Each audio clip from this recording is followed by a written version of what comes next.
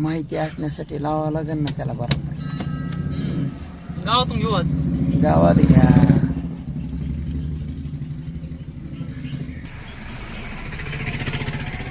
काय झालं? गावात घ्यायची तर चप्पल काढून ठेवा. हे असं. मग तेच तर मी नाही, गाडीची ऍडजस्टमेंट समजून घेणंच गरजेचं आहे आपल्याला.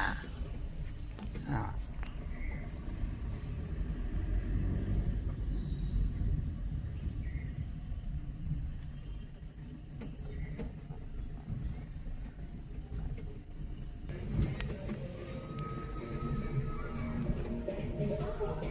टाकू इथे.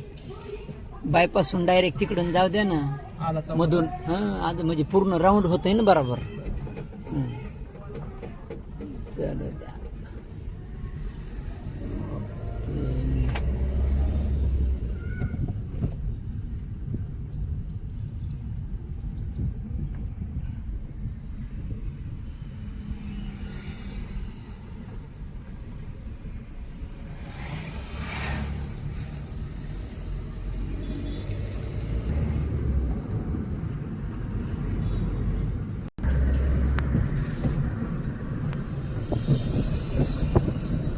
गाडी पिकअप मध्ये असताना तुम्ही क्लच विनाकारण दाबीत जाऊ नका. ब्रेक धरा.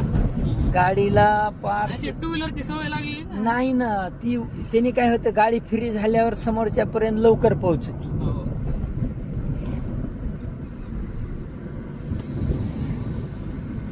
दुसरा दुसरा दुसरा दुसरा दुसरा गेअर कमी करा आणि डावीकडे सरका. इथून सारखं. हा, हीच बाजू असती. हे दिलेलं त्याच्यासाठी. समोरून येणारा तिकडं, इकडून जाणारा इथून, आणि तिकडच्याला बघून डावी बाजू डावी बाजू डावी बाजू. हा, शांत हो द्या, गडबड नाही, आणि हात पळवू नका.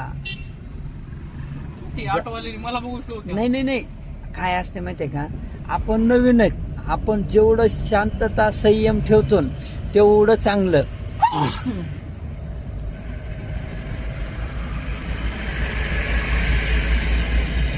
गडबडीमध्ये चुका जास्त होत्यात.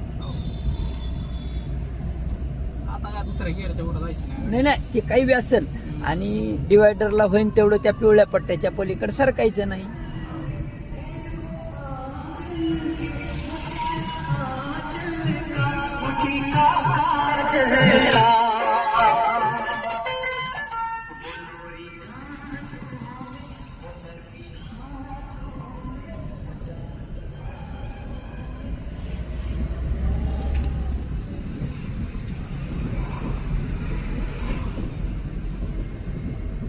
आरशावर नजर ठेवा.